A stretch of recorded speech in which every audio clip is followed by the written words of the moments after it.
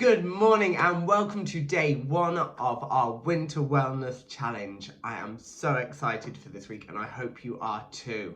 Let me know how you're feeling about it. Are you excited? Are you nervous? Are you unsure? Let me know, comment below. Let's all make this really interactive. This isn't supposed to be like seminars each day and me talking at you, much as I will be talking to you, but I want to hear from you too, so do get engaged, comment below, send me messages, get chatting to people. You never know, you might make new friends from this group, so it's really good because we're all here for the same reason. We want to feel a bit better at this time of year, a bit more motivated, probably eat a little better, sleep a bit better, all these things, you know, that sort of go to pot at this time of year. So this is day one. As we all know from my timetable, I am doing, I'm talking to you about motivation. So big topic, don't want to bore you for hours, so let's get to it. First thing I'm going to talk to you about is why. Why do you have this goal, this dream? Why do you want to make these changes? Because if you think about it, kids are always asking why, because it's what motivates us. We need to know why we're doing something. I am the worst of this. I'd be like, why do you want me to do that? Etc. That sounded a bit odd. I didn't mean it to. So was it a feeling? Were you in a bad place? Were you not happy with the way you looked? Did you find you were struggling to play with your kids? Did you find you couldn't live the lifestyle you wanted?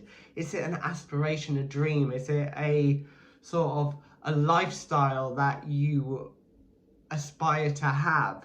I don't know what your why is, but I think it's really important, if you want to keep motivated, that you keep knowing your why. So maybe it's a picture that motivates you. Like me, I forget sometimes how far I've come, so every now and then I will only look back to see how far I've come. I won't look back to be like, oh, you used to do this, you used to do that. So maybe change the wallpaper on your phone, maybe put a picture on your fridge, but make it visible. Make sure you see it each day so you remember why you're getting up at the crack of dawn and maybe following one of my workouts coming Wednesday.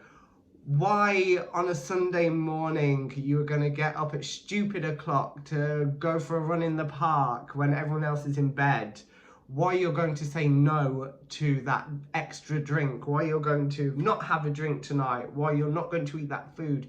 You need to know why, because that will light the fire under your backside, okay, when you can't be bothered, when possibly the initial enthusiasm has gone. So number one, know your why. Okay, number two, I want us to rethink our attitude. So what do I mean like that? Well, often we associate changes or starting something new that's like health related as a chore. As soon as we attach that sort of chore-like mentality to this new change we want to do, it's instantly put us in a negative mindset. It's added pressure. It's something we've got to do. We've got to clean the house. We've got to go to the gym. Instead, what I want us to try and do is see how we can make these changes part of our everyday life. Because I'm going to go back to weight loss, which most people mean is fat loss. People think a fat loss goal, okay, I've got to get to this weight, then I'm done. Well, no, once you get to there, your goal, you either want to stay there, which means you have to maintain, or you'll probably actually have more goals.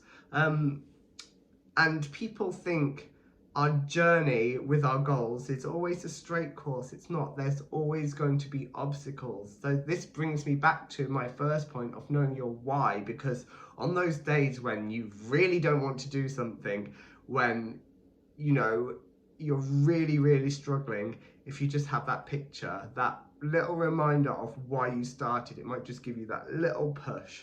Okay, so back to my original point for point two. Change your attitude. It's not a chore. Eating well does not have to be boring. There is amazing food out there. We are so lucky in this country. We have so many different things to try.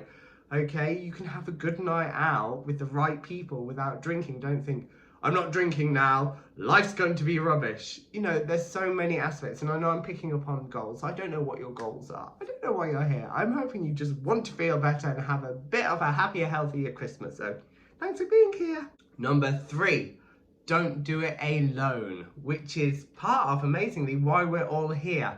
Find a community of people who are there for you when maybe you are going to be struggling, because we all are going to have times when even our own motivation is going to wane. So having that friend, that partner, that group of people who make you want to go and do something, like having a supportive partner or friendship group, is invaluable. Because tell one of your friends on a Tuesday night, if you go to a class at 7:30, text me at 6:30 on that day and make sure I'm going, okay? Don't take any of my excuses. Try and encourage me. Get that friend to help you to stay motivated, because it has been shown, actually, I've got it here, research shows we're more likely to follow through with pledges when we make them in front of friends.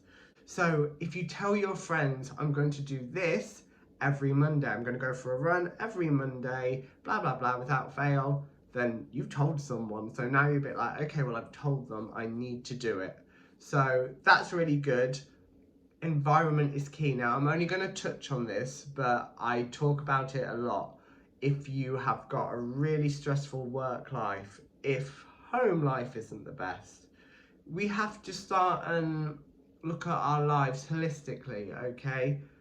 The friendship groups, they're helping us on our journey, or actually are they the sort of people who are like, no, don't do that, why are you doing that, why do you want change, okay? Or are your friends going, oh, I'm so proud of you, you're gonna get this, go on, go to your class, I know it's been a long day, but come on, let's go together. Do you see what I mean about environment? And I love this quote: when a flower doesn't bloom, you fix the environment in which it grows, not the flower, which I think is perfect. My tips are: join an online community if you aren't ready to go out into the community. When you do something fitness related, find a community of people you enjoy being with, okay? I would hate being in a muscle gym with loads of, in one aspect I would like it, but the other aspect I would feel so intimidated and not comfortable. So again, find somewhere where you find you fit in, full of supportive people, the right environment for you. Why don't you, while we're talking about not doing it alone, share below your why. Tell us why you're here. Tell us what your goal is, what motivates you, what gets you going. So post a picture, a sentence, I don't know, let's just get chatting, okay? I really want this to be really dynamic and fun group. I don't just want it to be, oh, we're gonna watch Matt moan at us again. Eat another biscuit, have a cup of tea. Number 4, find positive ways to measure your progress, okay? Number 1, weight loss. Scales are not a good thing because they measure one thing, your weight. They don't tell you if you've lost fat, they don't tell you if you've gained muscle. So one thing, get rid of those scales. Instead, if it's something like you want to physically change, buy something expensive you want to get into. If it's a cheap top from Primark, you're not going to care if you don't fit into it because it only costs you like £4. Whereas if you bought something expensive and your goal is to get into that, you are going to get into that, okay? And again, it's far more positive to be going on physical measurements rather than weight.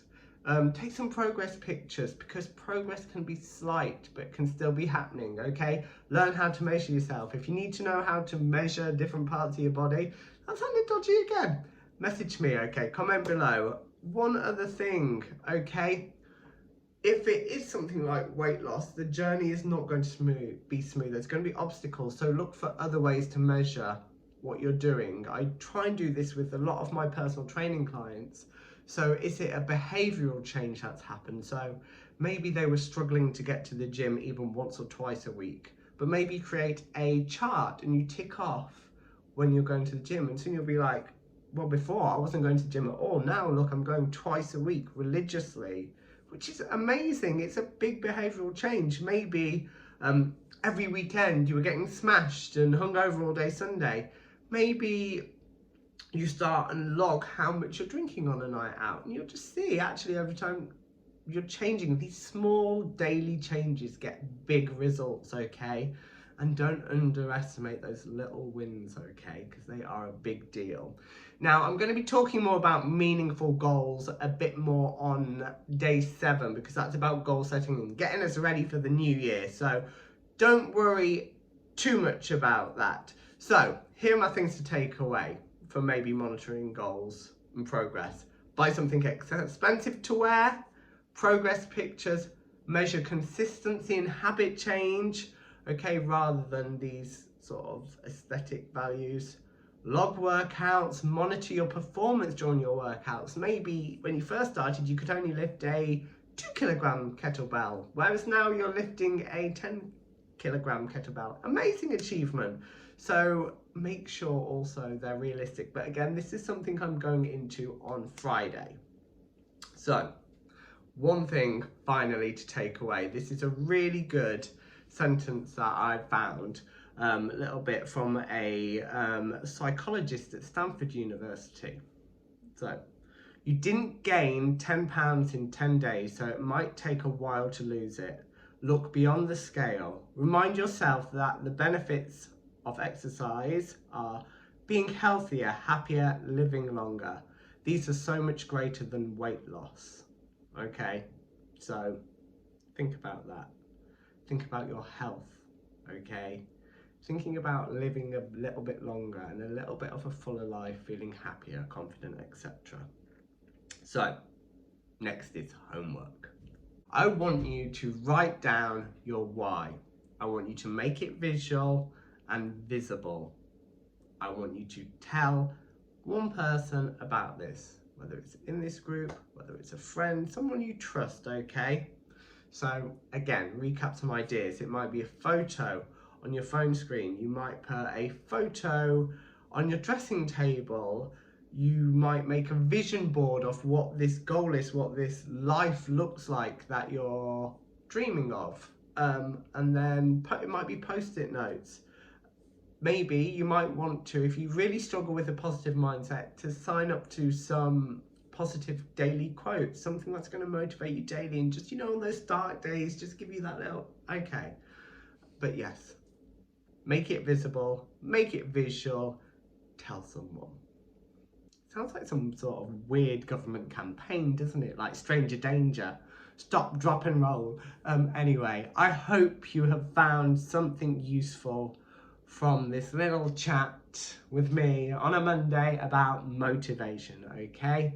So get out there. We're all doing our best, okay? Just remember that. Sometimes good enough is enough. I love that. I've been talking about that a lot since I went to a nutrition talk. So sometimes good enough is enough. Go have a fab Monday. Enjoy this group, get chatting below, tell me what you're liking, send me some messages, and I am excited to see what your motivation is down below. It looks like I'm pointing at parts of me that I shouldn't be. Bye!